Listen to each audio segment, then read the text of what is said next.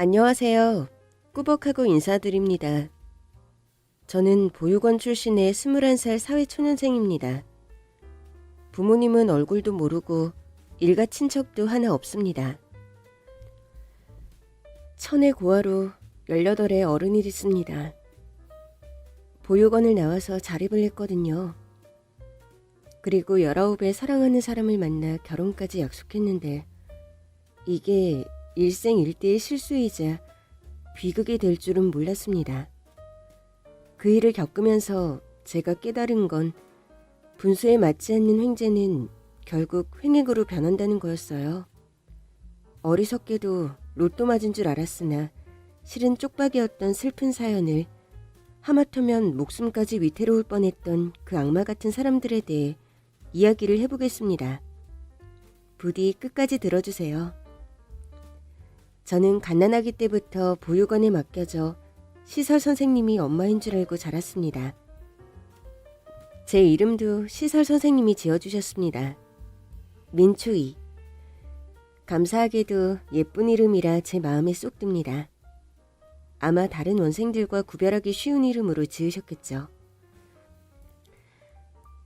저의 생애 첫 기억은 선생님의 손을 잡고 언덕을 부지런히 올라갔던 기억입니다. 날씨는 쾌청하고 새소리가 들리고 그 언덕 끝에는 제가 살았던 보육원이 있습니다. 어릴 때는 가족이 엄마와 아빠, 아이로 구성된다는 걸 몰랐습니다. 엄마 선생님을 엄마라고 생각하고 살았는데 초등학교 입학 전에 담당 선생님이 다른 곳으로 발령받아 떠나시면서 알게 됐죠. 선생님이 제 엄마가 아니라는 것을요.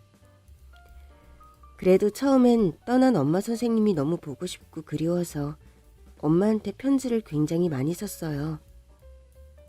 엄마, 언제 와요? 언제 날 데리러 올 거예요? 엄마, 너무 보고 싶어요. 그런데 막상 보낼 주소를 몰라서 그냥 서랍장에 쌓아두기만 했는데 점점 제가 처한 상황을 알게 되면서 그 편지들은 끝내 보내지 못했습니다. 새로운 엄마 선생님과도 익숙해졌고 그분 역시 저를 예뻐하셨습니다. 저는 선생님 말을 잘 듣는 착한 아이였습니다.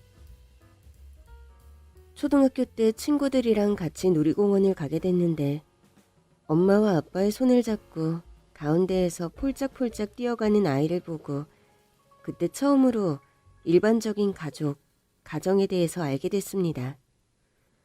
저처럼 20명의 아이들과 선생님 한 분을 엄마라고 부르는 게 일반적인 가정의 모습과 다르다는 것을 그제야 알게 됐습니다. 보육원에서 제일 친했던 친구 훈이는 6살 때 부모님이 이혼해서 할머니가 잠시 보육원에 맡긴 아이였는데 입소한 첫날부터 엄마 아빠가 보고 싶어서 엉엉 울었습니다. 훈이 동생 민이도 오빠를 따라 우는데 저는 남매가 왜 우는지 전혀 이해가 되지 않았습니다. 친구들하고 같이 노는 게 얼마나 재미있는데 바보같이 왜 울지? 하고요.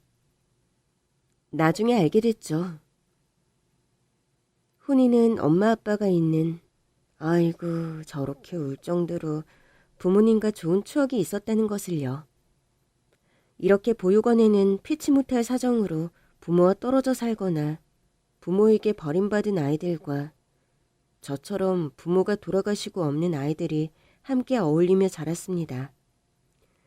저희는 단체로 이동할 경우 보육원 차를 타고 다녔는데 저희가 차에서 내리면 다들 흘깃흘깃 곁눈질을 하면서 수군거렸습니다. 그래서 보육원 차를 타는 게 싫었어요. 보육원 살지? 너 엄마 없지? 우리 엄마가 그랬어. 고아니까 놀지 말라고. 단지 고아라는 이유로 수많은 편견과 차별을 경험해야 했습니다. 한 번은 학교에서 전교 학생이 참여하는 줄넘기 대회를 했는데 제가 1등을 했어요. 처음 맛보는 성취감에 뿌듯해했을 때 몇몇 아이들이 빈정거리면서 저를 조롱했습니다. 부모님이 없는 애는 역시 다르네. 고아원에서 할 게 없으니까 줄넘기 연습만 했겠지. 맞아. 공부도 못하는 것들이 잘난 척 하기는. 야, 그냥 가자. 냄새 나는 애들이잖아. 집 없는 고아 냄새. 에이, 지독해. 저는 화를 참지 못하고 야, 죽을래? 소리를 지르며 한 아이의 머리채를 잡고 맞붙어 싸웠습니다. 마침 옆을 지나가던 훈이가 저를 발견하고 달려와서 같이 싸워주었습니다. 절대 다수와 고아 둘의 싸움은 무승부로 끝났고 훈이와 저는 둘 다 얼굴이 터져서 집으로 돌아왔는데 아무도 그 이야기를 꺼내지 않았어요. 엄마 선생님에게는 계단을 내려오다가 헛발을 짚어서 다쳤다고 들러댔습니다. 그 일에 대해 입을 여는 순간 눈물이 날 것 같았습니다. 사춘기 때는 항상 긴장하면서 학교를 다녔습니다. 보육원 시설에 다니는 것을 들키고 싶지 않았습니다. 그런데도 아이들은 귀신같이 제가 시설에 사는 걸 알았고 고아라고 과하게 동정하거나 과하게 놀리거나 피하면서 저를 보통의 평범한 친구로 대해주지 않았습니다. 보육원의 생활 여건이 그리 나쁜 것도 아닌데 학교에 가면 늘 상대적 빈곤에 박탈감을 느꼈습니다. 친구들은 모두 풍족하게 모든 걸 누리며 사는 것처럼 보였어요. 간혹 부모님이 자식을 다시 되찾으러 오는 일도 있었는데 제 친구 훈이가 그랬습니다. 고2 때 훈이 엄마가 보육원을 찾아와 훈이와 민희를 데리고 가겠다고 했어요. 훈이 남매는 원가정 복귀를 위해서 일주일에 한 번씩 친엄마 집에 다녀왔는데 훈이는 엄마를 보러 가는 일이 좋으면서도 떨린다고 하더군요. 집에 갔는데 가정집을 처음 본 거지. 엄청 신기하더라. 냉장고 문을 여니까 락앤락 같은 게 착착 포개져 있고 화장실에는 욕조도 있어. 나 혼자 반신욕이란 걸 해봤는데 최고야, 최고. 저희는 단체 생활을 하니까 장난감도 공용으로 사용하고 옷도 커다란 옷장에 있는 것을 선착순으로 입었거든요. 목욕도 공중목욕탕을 이용하는데 개인 욕탕을 사용할 수 있다니 그것도 부러웠습니다. 뭔가 몽글몽글한 감정이야. 난생 처음 사랑받는 느낌? 내가 사고 싶다고 하면 엄마가 바로 사주시고 계속 뭘 먹이려고 해. 이미 빵을 먹고 있는데 참외를 깎아서 입에 넣어주는 거지. 이런 게 사랑인가 봐. 부러웠습니다. 사랑한다는 말, 사랑이라는 감정, 사랑하는 사람, 가족. 저도 언젠가 경험할 수 있을까? 저도 후원자님 가정과 매칭되어 보육원 밖으로 나들이를 한 적이 있습니다. 저는 어떤 교회 장로분의 집에 초대되어 갔었는데 그 집에 사는 언니도 저를 이뻐했고 남자 동생도 저를 잘 따랐습니다. 이런 나들이 프로그램을 마치고 보육원으로 돌아오면 저희는 약속이 난 듯 밤에 잠을 이루지 못하고 그리움에 눈물을 흘렸습니다. 비록 짧은 하루를 보냈을 뿐인데도 그 집이 너무 그립고 아쉬움이 컸습니다. 하지만 이런 후원은 지속되지 않았고 대부분 단발로 그쳤습니다. 절친인 훈이가 친엄마 집으로 떠나고 보육원에 혼자 남았을 때 저는 절절한 외로움과 고립감을 맛보았습니다. 그리고 점점 18의 보호 종료 시기가 다가오자 자립한다는 기대와 설렘도 있었지만 한 번도 경험해보지 않은 새로운 환경에 내몰린다는 두려움도 컸습니다. 그때 저에게 힘이 되어준 분이 계셨습니다. 김희선 원장님. 저희 보육원에 6개월에 한 번씩 찾아오셔서 진료봉사를 해주시는 치과의사 선생님이신데요. 제가 초등학교 다닐 때부터 보육원을 찾아오셨으니 무려 10년을 한결같이 봉사활동을 해오신 분입니다. 원장님은 1년에 2번 내과, 안과, 치과 소속의 의료진과 함께 보육원을 방문해 진료봉사를 해주셨고 제가 그 선생님의 보조를 맡아서 친해졌습니다. 사실 보조라고 해봤자 저도 어린 원생들이 차례대로 와서 진료를 받을 수 있도록 줄을 세우는 수준이었지만 원장님은 저를 여러모로 챙겨주셨습니다. 원장님은 보육원생들의 구강검진과 면담을 하시고 필요하면 레진 충전, 스케일링, 유치 발치 등의 진료를 해주셨습니다. 치약 칫솔 세트와 후원금도 전달해 주셨어요. 원장님은 제가 피덩이 시절부터 보육원에 맡겨진 아이라는 걸 알고 저를 꼭 안아주셨습니다. 초이양, 괜찮아. 다 괜찮아. 부모님은 모두 좋은 곳으로 가셨을 거야. 그리고 초이양을 위해 늘 기도하고 계실 거야. 이렇게 씩씩하게 잘 자라주어서 고마워. 그러면서 제 등을 토닥토닥 해주셨는데 그때 해주신 모든 것들이 저에겐 위로가 되었습니다.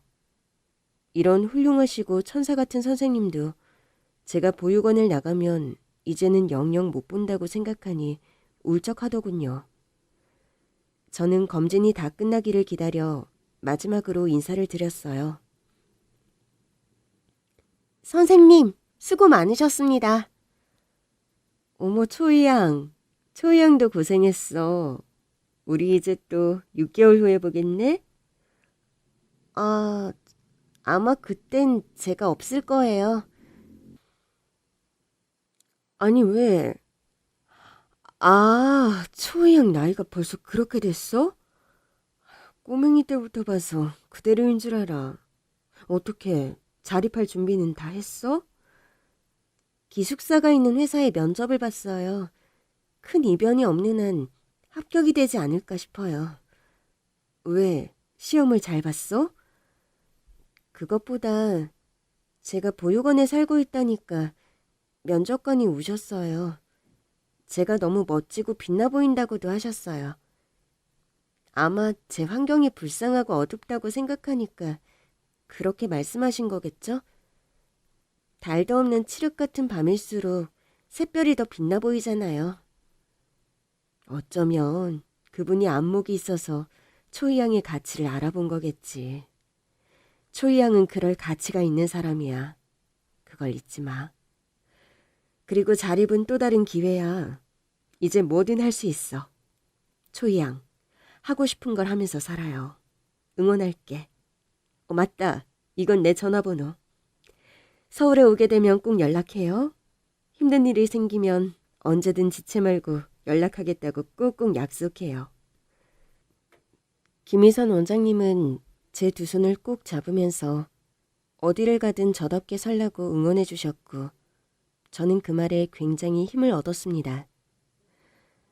그때 해주신 말씀은 제가 제 인생을 포기하지 않고 살 수 있도록 하는 삶의 지침이 되었고 언제 어디서든 마음속 깊이 되뇌었습니다.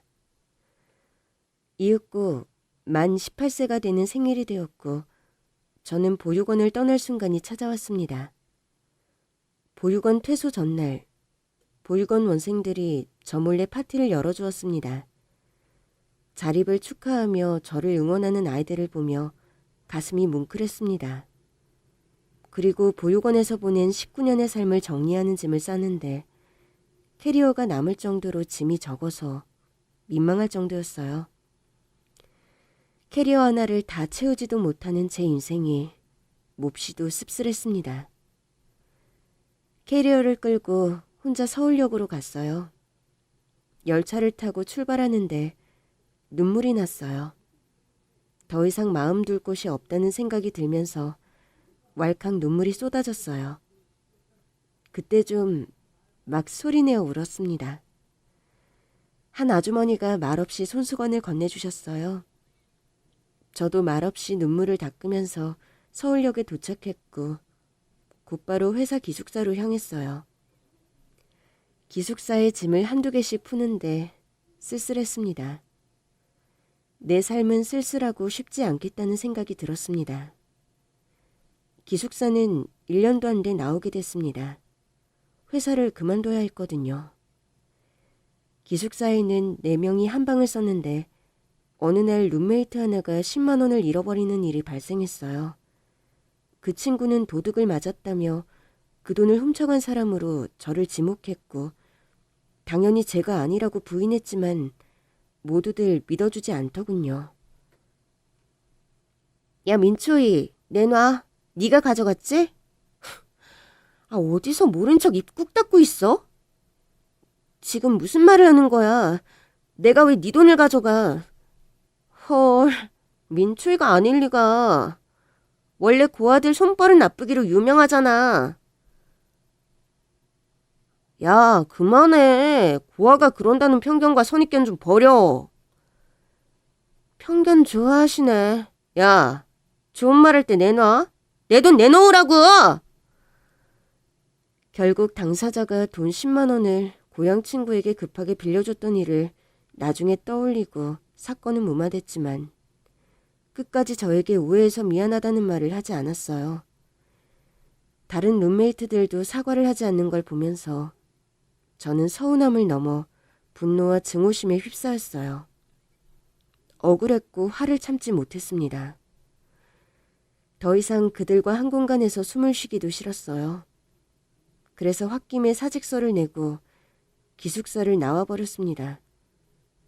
지금 생각해보면 참 어리석은 행동이었는데 그때는 눈에 보이는 게 없었어요. 회사를 박차고 나오니 막막했습니다. 정말 망망대해에 나홀로 떨어진 느낌이었어요. 거친 파도가 몰아닥치는데 뭘 어떻게 해야 할지 아무것도 아는 게 없었습니다.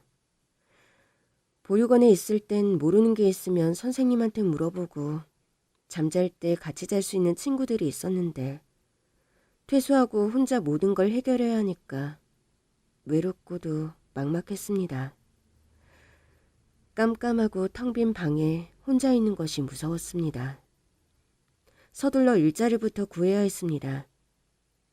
고아들이 취업할 수 있는 곳은 그리 많지 않았어요. 편의점을 비롯해 많은 직장이 가족의 보증을 요구했기 때문입니다. 친구 중에는 유흥업소에서 일하는 경우도 있었고 주유소에서 아르바이트하기도 했어요. 저는 고깃집에서 일했습니다. 보육원 시절 배고팠던 기억에 고깃집에서는 마음껏 먹을 수 있다는 기대가 있었거든요. 게다가 식당에서 잠을 재워주니 괜찮은 직장이라고 생각했습니다. 식당 주인도 밤낮으로 일을 시킬 수 있는 저 같은 고아들을 선호했습니다. 하지만 저는 지원 보조금으로 작은 방 하나를 구해서 출퇴근을 했어요.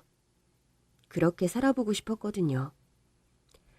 월급을 받으면 보육원 시절에 제일 못해본 것들을 하나씩 했어요.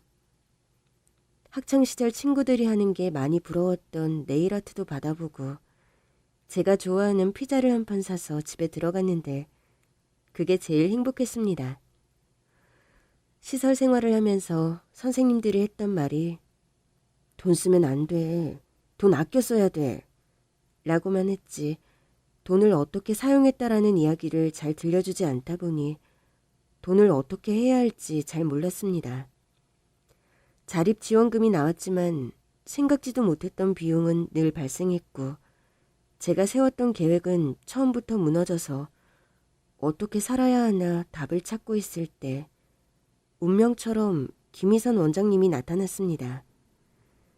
어느 주말 오전 출근하려고 지하철 출구를 나오는데 그곳에 김희선 선생님이 거짓말처럼 서 계셨어요. 선생님은 저를 보자마자 무척이나 반가워하셨고 제 손을 맞잡고 이건 기도의 응답이라고 하셨어요. 초이 양과 헤어진 뒤로 초이 양 생각을 참 많이 했어요. 이 험한 세상에 어디서 무엇을 하고 있을지 걱정되니까. 그래서 신께 기도를 했죠. 내 간절한 마음이 초이 양에게 닿아서 꼭 만날 수 있게 해달라고. 여기서 택시를 기다리면서 기도를 했어요. 그리고 눈을 딱 떴는데 내 눈앞에 초이 양이 서 있는 거야. 정말요? 선생님, 저도 선생님이 해주신 말씀 항상 가슴에 새기고 살았어요. 세상에 저를 위해서 기도해 주시는 분이 계시다니 이 얼마나 아름다운 말씀인가요. 원장님에게 꼭 필요한 사람을 보내달라고 신께 기도를 드리고 눈을 뜨자마자 그곳에 제가 서 있었다니. 이 얼마나 기적 같은 일인가요. 원장님을 만나고 감사할 일이 계속 생겼습니다. 원장님이 제게 행운을 주는 사람이었어요. 먼저 직장이 업그레이드 됐습니다.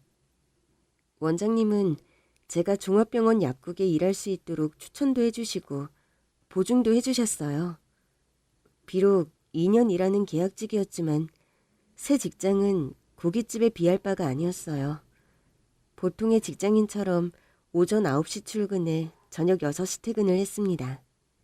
물론 야근하는 날이 종종 있긴 했고 정규직들의 갑질도 없지 않아 있었지만 그래도 저는 비로소 어른이 된 기분이었습니다. 무엇보다 일요일에 쉰다는 것이 행복했어요. 김희선 원장님은 한 달에 한 번 병원 가까운 지역 보육원이나 양로원에서 무료 건강검진 봉사를 가기로 했는데 저도 같이 가자고 하셨어요. 저는 기쁜 마음으로 선생님을 따라 봉사를 갔습니다. 그곳에서 저는 원장님의 아드님을 만났는데 예전에 저희 보육원에도 오셨던 안과 선생님이셨어요.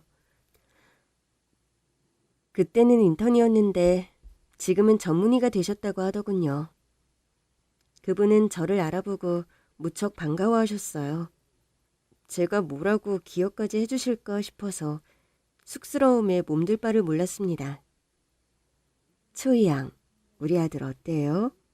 20살 처자들 눈에는 어때 보이는지 궁금하네. 김우열 선생님이요? 완전 귀공자님 그 자체죠. 매너도 좋으시고 외모는 또 순정만화를 찍고 나온 것 같잖아요. 인기가 엄청 많으시겠죠? 그죠? 내 아들 자랑 같아서 이런 말하기 좀 쑥스럽지만 주변 편판이 그렇다고 하더라고요. 그런데 저 녀석 눈이 엄청 높아. 얼마나 비싸게 구는지 여자친구 한번 데려오질 않아요. 아, 김효열 선생님이 마음만 먹으면 여자들이 번호표 들고 대기할 것 같은데요? 그래요?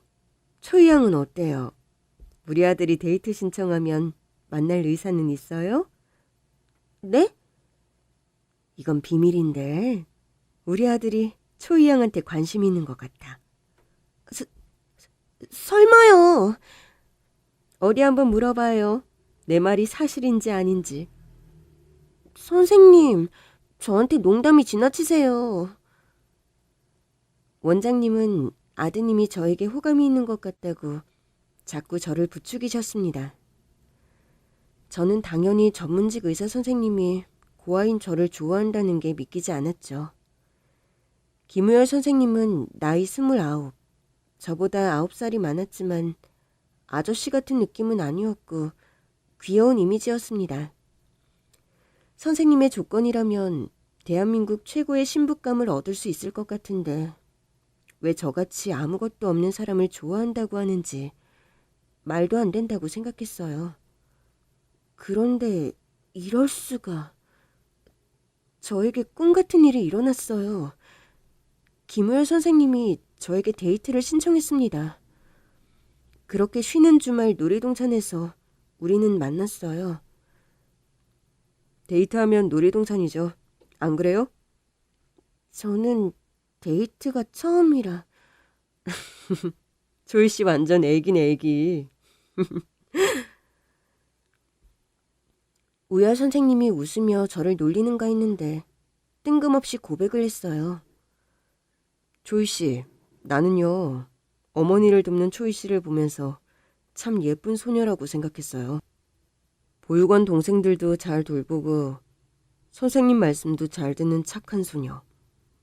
나는 유순하고 선한 사람이 좋거든요. 그래서 내가 초이 씨 흘깃거리면서 봤는데 몰랐어요? 네? 정말요? 전혀요.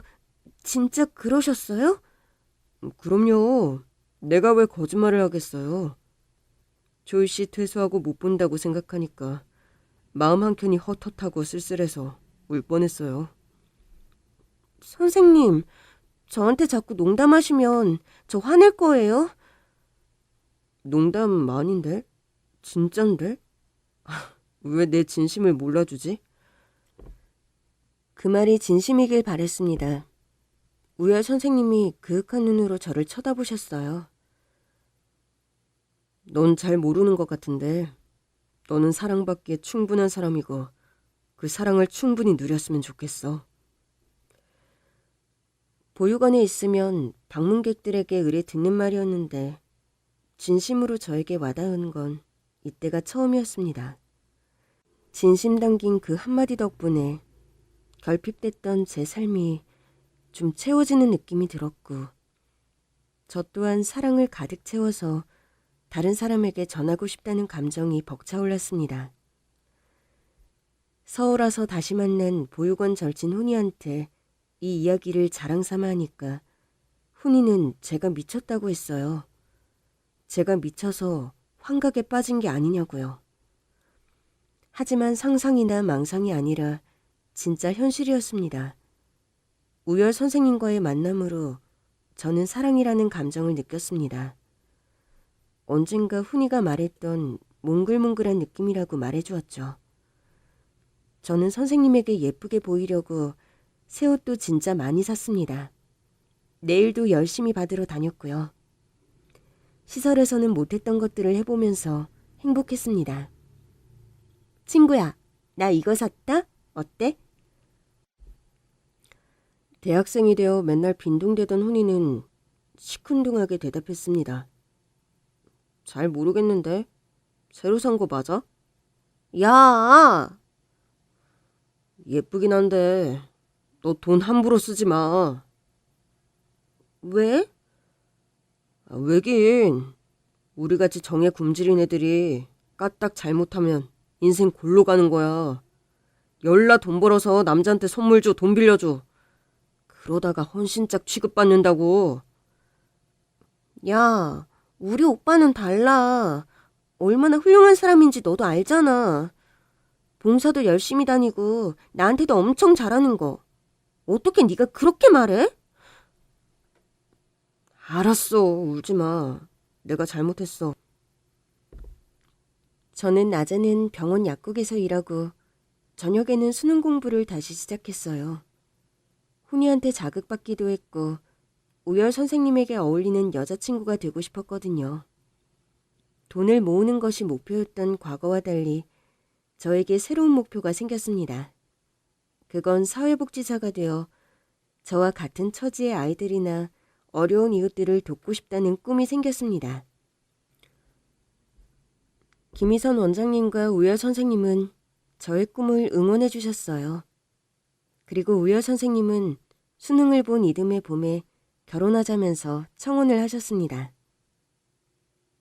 조이 씨, 만난 지 3개월 만에 결혼한 커플 봤어요?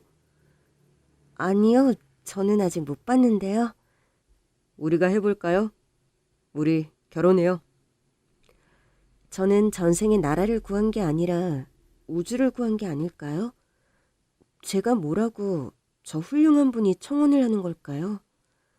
그때 처음으로 이 세상이 나를 위해 돌아가는 것 같다는 착각이 들었습니다. 더구나 보육원 언니 오빠들이 결혼하려고 할 때 얼마나 큰 난관이 기다리고 있는지 익히 들어왔기 때문에 이게 꿈인가 생시인가 믿기지 않았어요. 저희 같은 고아들은 결혼 이야기가 나오면 마음의 준비를 합니다. 상대방의 부모님이 누가 아버지는 뭐 하시노?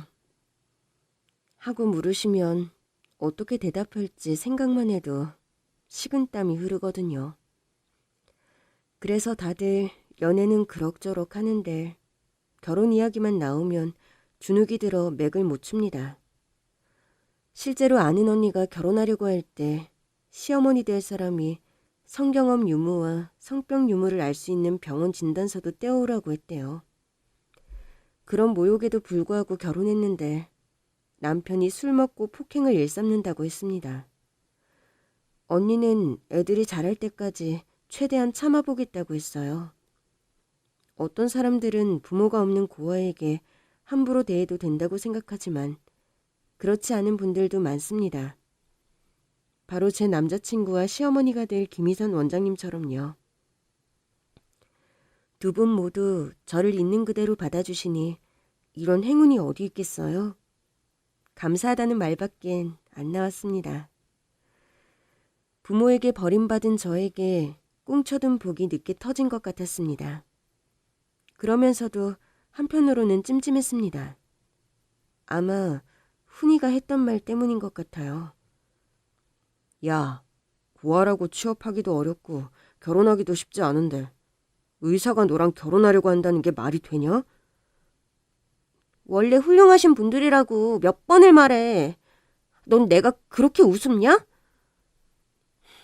내 생각엔 뭔가 꿍꿍이가 있는 것 같아.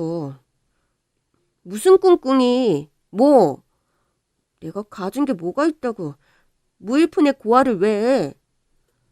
그러니까 내가 곰곰이 생각해봤는데 너 말야 그 의사쌤한테 뭐 각막이 이쁘다, 나팔관 미인이다, 신장 능력 끝내준다 뭐 이런 말 들은 적 없어? 뭔 소리야 그게? 그러니까 네 몸에 있는 각막과 나팔관과 신장 같은 걸 원하는 게 아닐까 싶다. 네가 아니라. 이게 더 합리적이지 않냐? 야! 너 내 친구 맞아? 친구가 어떻게 이래? 너야말로 순진하게 그러지 말고 잘 생각해. 너 그 집에 놀러 가면 진짜 조심해라. 음료수 함부로 받아먹지 말라고. 커피 한 잔 마셨는데 정신을 차리고 보니 신장이 없어졌어요. 이러지 말고. 야, 너 그렇게 말할 때마다 정뚝떨이야. 정남이 뚝뚝 떨어진다고. 정말 소름 끼쳐. 그 말 얼른 취소해. 인생은 본디 잔인한 농담이야. 웃기지 마. 훈이한테 내색은 안 했지만 실은 저도 어딘가 찜찜하고 불안했습니다. 그건 남자친구를 자주 만나지 못하는 것과 자기 집에 저를 데려가지 않는다는 거였어요. 자주 볼 수 없는 건 어쩔 수 없었죠. 의사 선생님이 돌봐야 할 환자가 어마무시하게 많잖아요. 안과 의사인데도 응급 환자가 많아서 어렵게 시간을 냈습니다. 그리고 선생님에겐 여동생이 하나 있는데 어머님이 임신했을 때 아버지가 돌아가셨다고 해요. 그러니까 유복자인 셈이죠. 그런데 여동생은 태어났을 때부터 건강에 이상이 생겨서 하반신 마비를 앓았고 지금도 휠체어 신세라고 했습니다. 집에서 휠체어를 타는 여동생이 있어서 불편할 거라면서 저한테 자꾸 미안하다는 거예요. 여동생이 장애인인 것이 왜 저한테 미안한 일인지 모르겠는데 자꾸 그렇게 말하길래 그게 왜 미안한 일이에요? 여동생 한번 만나보고 싶어요. 하면서 집에 한번 갔으면 하는 마음을 내비쳤는데도 말로만 그래 하고는 차일피일 미루기만 했습니다. 말로는 저를 좋아한다면서 정작 연인이 함께하는 날들, 일테면 사귄 지 100일 같은 기념일이라든가 크리스마스라든가 설 같은 명절에 만나주지 않았습니다. 말로는 병원 당직이거나 응급 상황이 생겨서 못 본다고 했지만 어쩐지 저를 피하는 기분이 들기도 했어요. 저 같은 고아들은 가족이 없는 사람이란 걸 매년 크리스마스와 명절에 확인하게 되거든요. 부모가 산타클로스 대신 선물을 주는 크리스마스나 고향집을 향해 민족의 대이동을 하는 명절, 가족이 없다는 걸 절감하며 여느 때보다 우울하고 힘이 듭니다.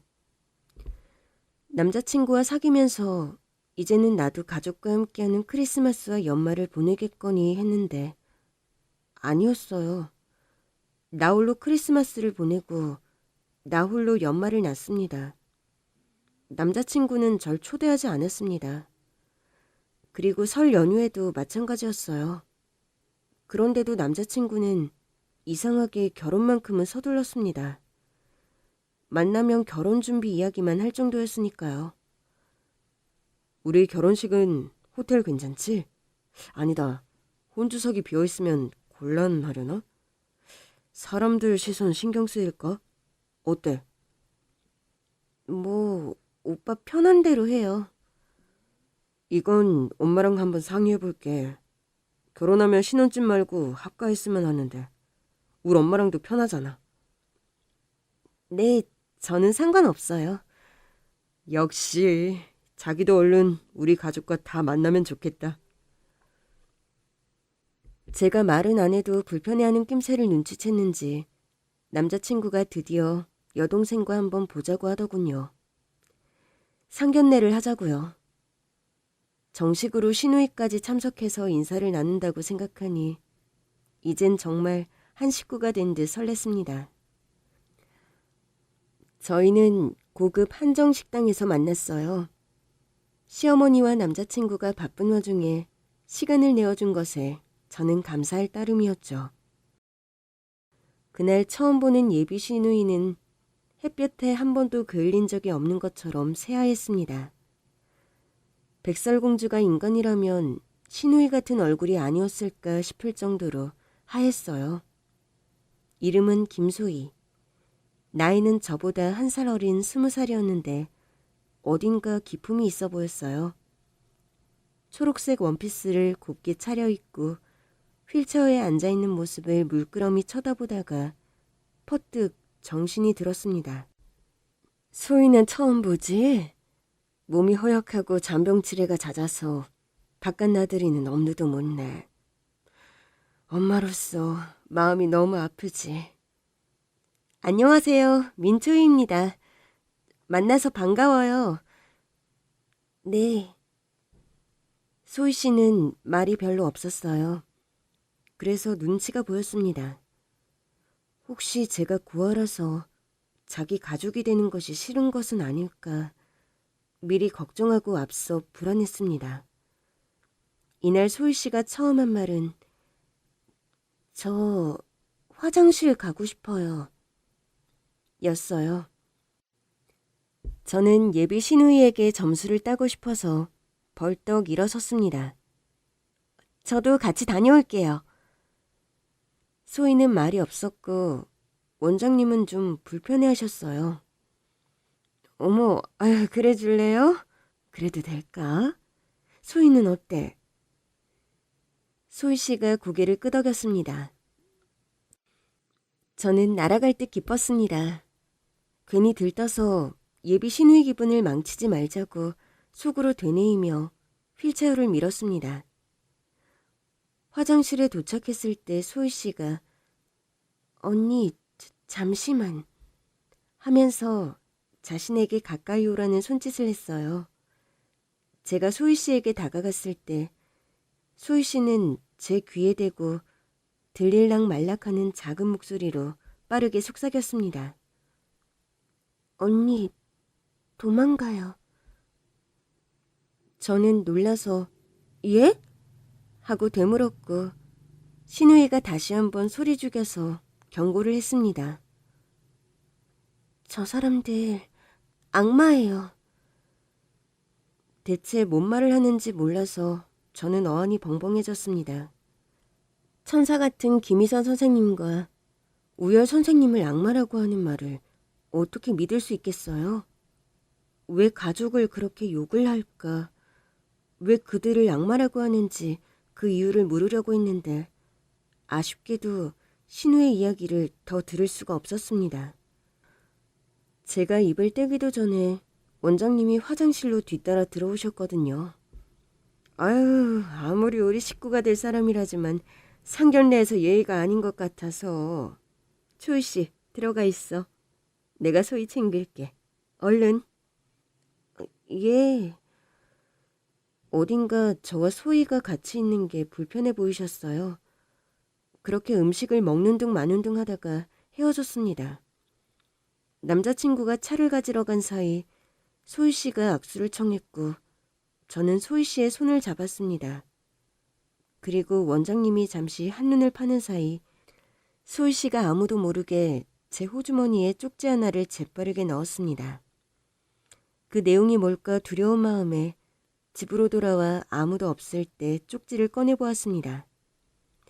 쪽지에는 달랑 네모안과 김무열이라고만 적혀 있었습니다. 이게 뭐지? 싶었어요. 네모안과는 우열 선생님이 다니는 병원이었으니까요. 저는 별 생각 없이 네모안과를 검색하고 안과 홈페이지로 들어갔습니다. 의사 선생님들의 프로필 사진과 이름, 양력이 나오는데 반가운 남자친구의 얼굴이 보였습니다. 그럼 김무열은 누구지? 하고 다른 선생님을 찾았는데 그런 이름은 없었어요. 찝찝한 마음으로 제 남자친구 프로필을 다시 봤는데 이름이 김무열이었습니다. 응? 김무열이 아니라 김무열? 오타인가? 저는 대수롭지 않게 생각하며 홈페이지를 닫았습니다. 홈페이지 소개글에 오타가 날 수도 있잖아요. 그런데 소희 씨가 오타 하나 알려주려고 저에게 두 사람 모르게 쪽지를 보냈을 것 같지는 않았어요. 알 수 없는 수수께끼를 풀 재간이 없었습니다. 저는 훈이에게 전화를 걸고 이 이야기를 전부 들려주었습니다. 드라마 보면 이럴 때 도청을 하거나 도찰을 하는데 말이야. 그런 거 불법이잖아. 우린 그런 걸 할 수 없으니 어떡해? 에이, 어떡하긴 어떡해. 자본주의 사회에서 돈으로 안 되는 게 어딨어? 훈이가 흥신소 탐정으로 일하는 아는 선배가 있다면서 그분에게 의뢰하자고 했고 저는 답답한 마음에 그분의 실력을 빌리기로 했습니다. 일주일의 시간이 필요하다고 했는데 그 일주일 동안 남자친구가 자꾸 혼인신고서에 도장을 찍으라고 해서 난감했어요. 결혼식 전에 혼인신고는 요즘 유행이라면서 저를 재촉하는데 하마터면 남자친구의 말에 홀려 사인을 할 뻔했네요. 하지만 일주일 뒤 탐정의 이야기를 들은 뒤에 사인을 해도 늦지 않을 테니 저는 조금만 더 시간을 달라는 말로 겨우 넘어갔습니다.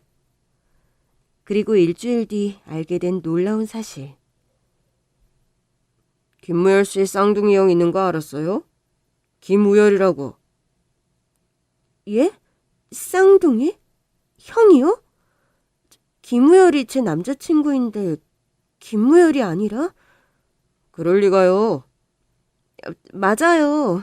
김우열 씨랑 사귀고 청혼도 받고 청첩장도 주문했어요. 아이고, 이 사람들 정말 인두겁을 쓰는 악마들이구만. 조이 씨가 사귄다는 김우열 씨, 지적장애 1급, IQ 35도 안 되는 지진아예요. 혼자서는 아무것도 못하는데 어떻게 사람을 사귀고 결혼을 합니까? 아니에요. 아니에요. 제 남자친구는 의사 선생님이세요. 이래도 못 믿겠어요? 탐정 아저씨가 남자친구 집의 가족관계 증명서와 진짜 김우열 씨의 사진을 보여주었습니다. 남자친구와 비슷한 얼굴과 체형인데 동공에 초점이 없고 입을 해 벌리고 있는 사람이 진짜 김우열 씨라고 했어요. 말이 어눌한 정도가 아니라 아빠 엄마라고 부르지도 못하는 수준이던데 민초희 씨 하마터면 사기 결혼 당할 뻔했어요. 사기 결혼이라뇨? 사기라니요.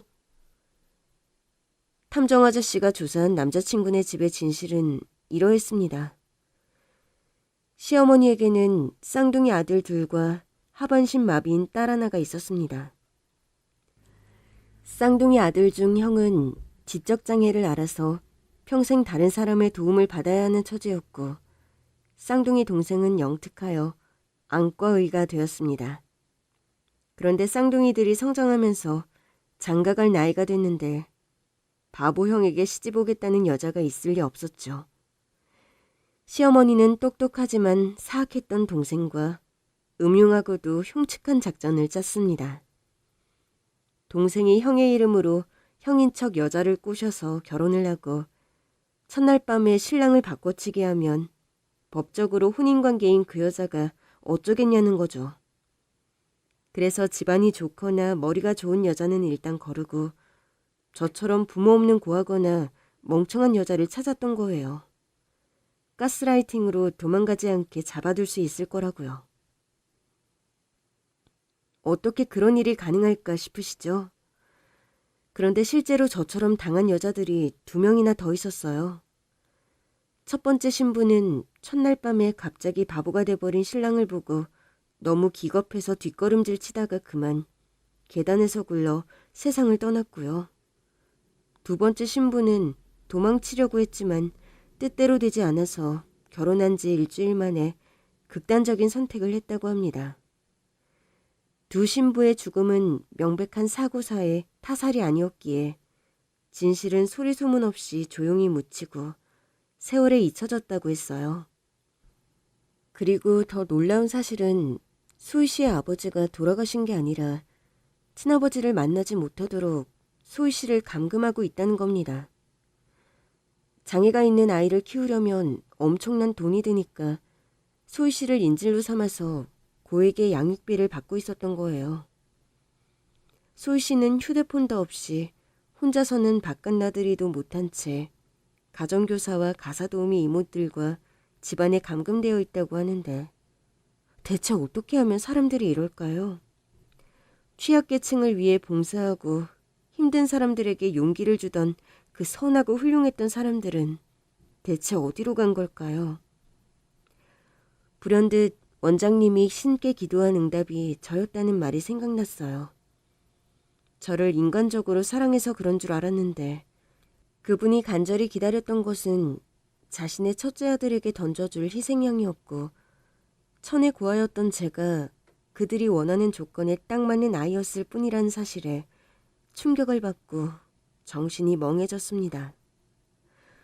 훈이에게 한마디도 하지 않고 저는 어떻게 왔는지도 모르게 집으로 돌아왔습니다. 배신감에 2박 3일을 눈물로 보내고 저는 복수를 계획했어요. 당장 파혼하고 두 사람 얼굴은 꼴도 보기 싫었지만 그런다고 정의가 실현되는 건 아니잖아요. 그렇게 결혼식 당일이 되었습니다. 제가 결혼하는 사람은 김우열이므로 하객들도 어쩌면 다 동원된 사람들일 거예요.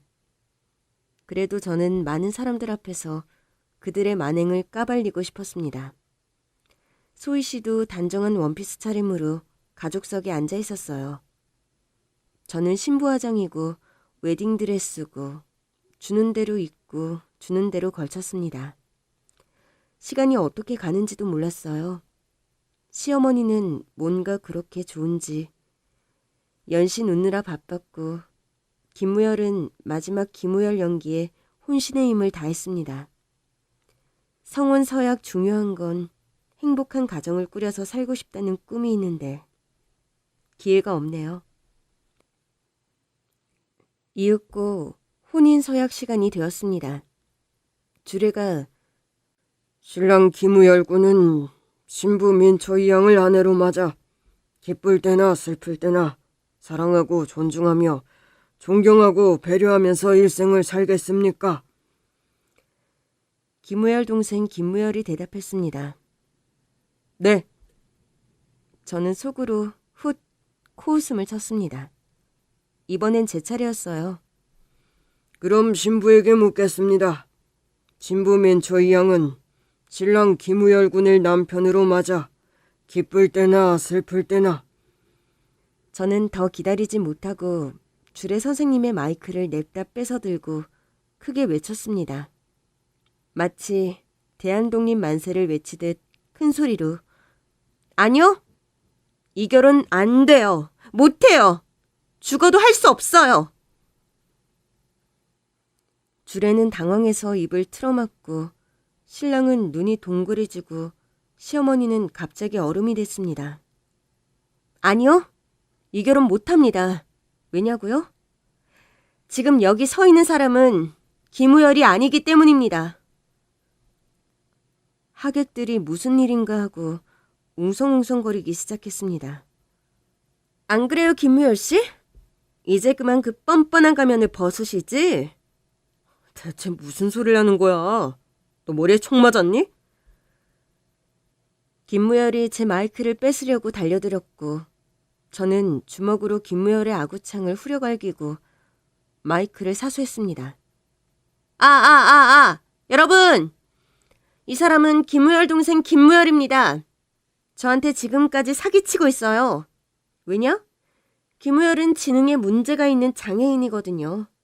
그래서 바보형 대신 식만 올리고 자기는 몰래 빠지려는 계획입니다. 어떻게 이런 일이 가능하냐고요? 제가 고아이기 때문이에요. 부모 없는 아이라고 업신여기고 함부로 대하는 겁니다. 겉으로는 고아들을 돕는다면서 뒤로는 속여서 사기 결혼을 시키려는 악독한 사람들입니다. 시어머니가 달려들어서 마이크를 뺏었습니다.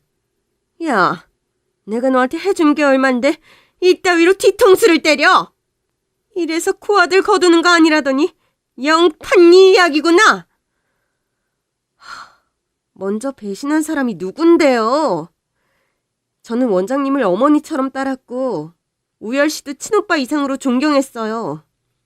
저는 두 분이 의사라서 좋았던 게 아니라 저에게 가족이 되어준다는 말에 감동을 받았던 거예요. 그런데 사람을 왜 속여요?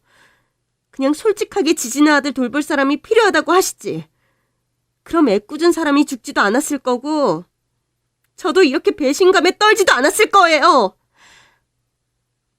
원장님이 악을 썼습니다. 니까짓 게 뭘 알아? 우리 우열이 천사 같은 내 새끼 짝지어주고 부끄럽지 않게 살게 해주려는 건데 그게 뭐가 나빠? 저는요? 제 인생은요? 제 가치를 아는 사람을 만나라면서요. 저도 사랑받기에 충분한 사람이라면서요. 그런데 왜요? 그 말을 믿었니? 그래서 네가 멍청하다는 거야. 더러운 고아 주제에 어디 의사 남편을 넘봐? 진짜 어이가 없어서. 그때였어요. 우리 고아들도 같은 사람이거든요. 여러분이 누리고 느끼는 거 다 함께 할 수 있는 그런 사람이라고요. 훈이가 시어머니와 김무열의 얼굴에 오물을 투척했는데 정확하게 말하면 오물 풍선이었어요. 똥오줌이 들어간 구린 물풍선이 정확하게 두 사람 머리에서 터지면서 오물을 뒤집어 쓴 두 마리 생쥐꼴이 됐습니다. 야, 이게 뭐야? 너 죽고 싶어? 김무열 씨와 시어머니는 얼굴에 묻은 오물을 닦으며 괴로워했고 하객들은 격한 냄새를 피해 하객들이 바깥으로 뛰쳐나갔습니다. 그리고 잠시 뒤 훈이가 부른 경찰들이 왔어요. 저는 두 사람을 사기죄로 고소했고 기망에 의한 사기가 성립되어 원장님은 징역 10개월, 김무열 씨는 징역 1년을 선고받았습니다. 원장님은 감옥으로 잡혀가면서도 큰아들 걱정을 했어요. 우열이, 내 아들 우열이는 나 없으면 안 돼요. 판사님, 제발 선처해 주세요. 아무것도 모르는 아이라고요. 엄마가 없으면 안 돼요. 지적장애 아들을 향한 원장님의 지독하고 미친 모성애가 무섭고도 서글펐습니다. 돌아가신 저희 부모님도 하늘나라에서 저를 저렇게 걱정하고 계실까요? 아마 그럴 거라고 생각합니다. 제가 결혼할 뻔했던 김우열 씨와 초희 씨는 친아버지의 집으로 돌아갔습니다. 이제 초희는 아버지가 선물해준 진동 휠체어를 타고 혼자 나들이를 할 수 있게 됐고 우리는 훈이랑 셋이서 만나 수다를 떨기도 합니다. 훈이는 이번 일을 계기로 탐정이 되고 싶다며 선배네 사무소에서 일을 배우고 있습니다. 저와 초이는 대학에 입학해서 사회복지를 공부하고 있어요. 언젠가 사회복지사가 되어 저처럼 외롭고 힘든 사람들을 돕고 싶습니다. 복을 짓는 사람은 언젠가는 그 복을 받고 악을 해가는 사람은 그 악행이 언젠가 부메랑처럼 자신에게 돌아오는 것 같아요. 저는 지금부터 복을 지으면서 살려고 합니다. 이제는 법이 개정되어 아동보호기간을 24살까지 연장할 수 있습니다. 성인도 되지 않은 고3 청소년이 겨우 500만 원을 쥐고 이 세상으로 나오는 일은 결코 쉽지 않은 일이에요. 저처럼 자립을 시작하는 여러 친구들에게 해주고 싶은 말이 있습니다. 자립을 시작하면 설렘은 잠시고 많이 서툴 거예요. 서툴다는 것을 절대 두려워하지 마세요. 그리고 주변엔 도움받을 수 있는 곳도 많고 또 충분히 도움 주는 사람들이 많으니까 친구들의 삶을 보다 긍정적으로 변화시켜 나가면 좋겠습니다. 그리고 이상하리만큼 좋은 일이 뭔가 횡재한 느낌이 든다면 그게 혹시 쥐약은 아닐까 2번, 3번 확인해 보세요. 지금까지 긴 글을 들어주셔서 고맙습니다.